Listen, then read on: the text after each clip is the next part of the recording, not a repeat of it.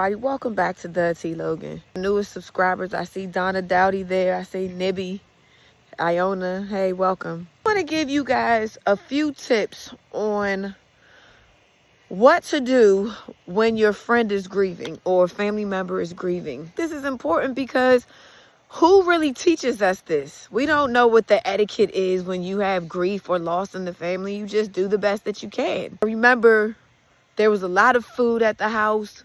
The gathering, it was the fact that people were there for us.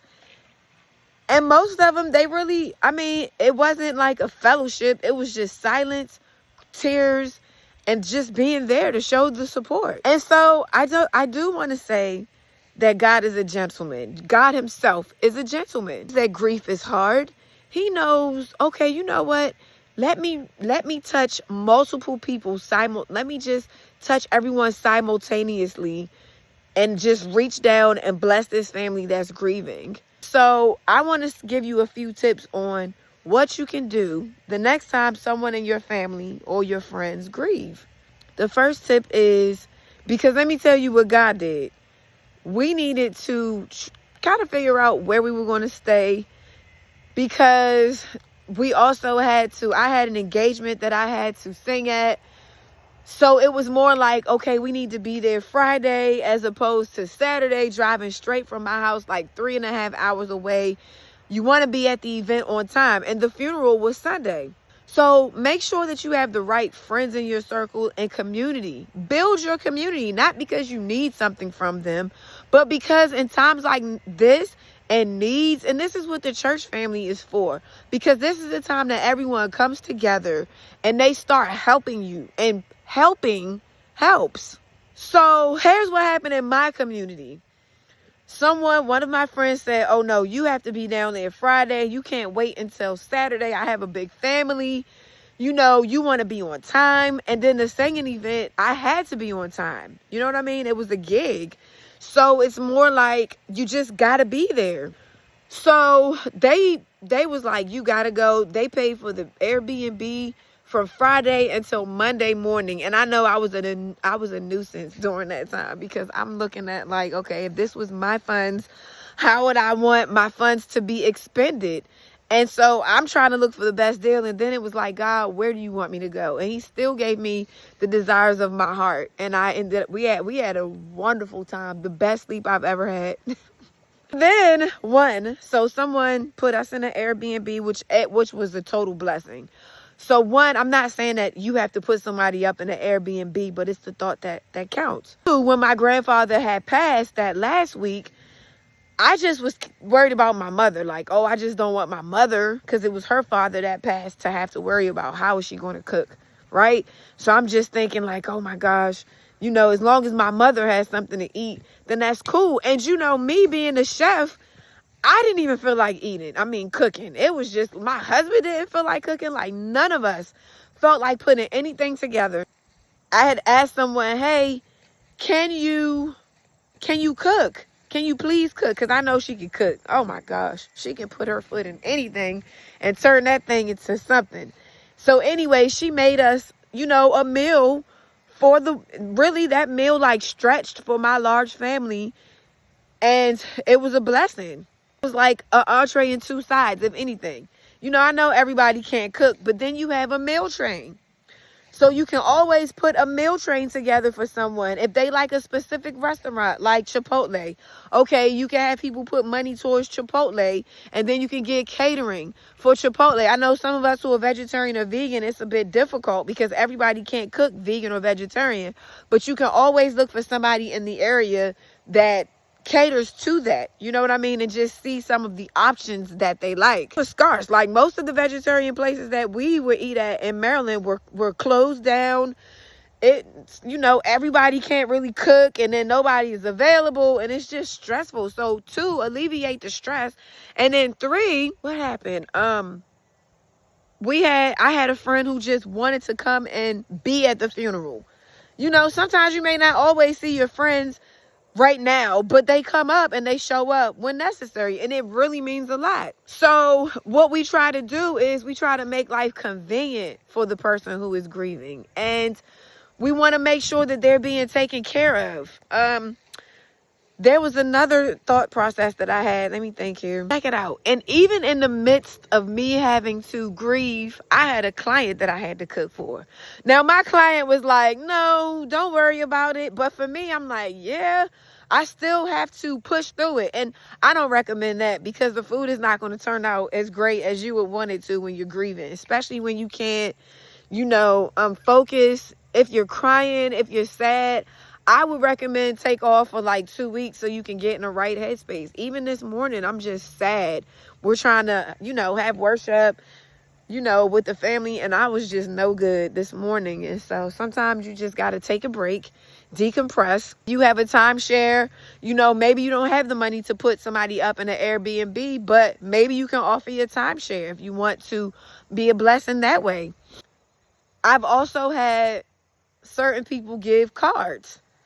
And inside the cards, some of them gave money and some of them didn't. Because why? They know that you have to drive far. You have to put gas in your tank and food, for the travel. And some people just gave gifts like, here, this will make you feel good. And so, some gifts is a good dopamine as well. It makes you happy, right? It makes you feel like, man, somebody actually thought about me. Then let me tell you how God was also a gentleman. Yesterday, I ended up getting a pedicure. I needed some time to decompress, get myself together.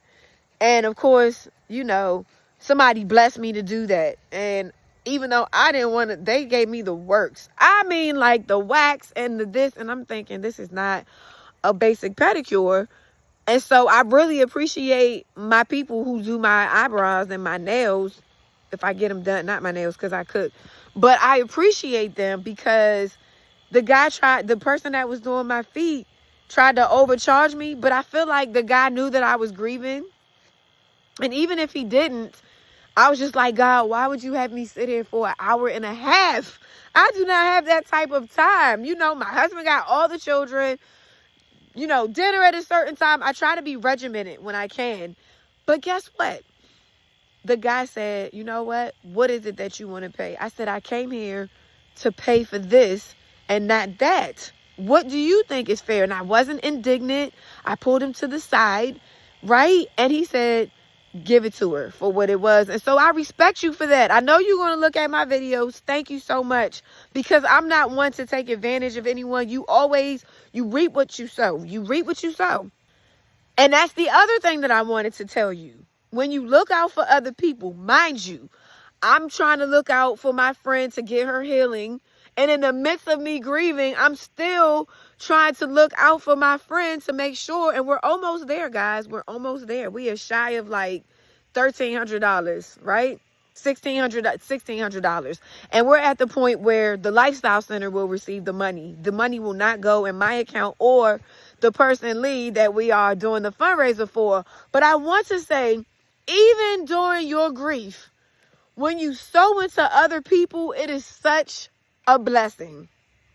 So for some of you who are grieving, you have all of these the funeral is coming up. You got this coming up and that coming up.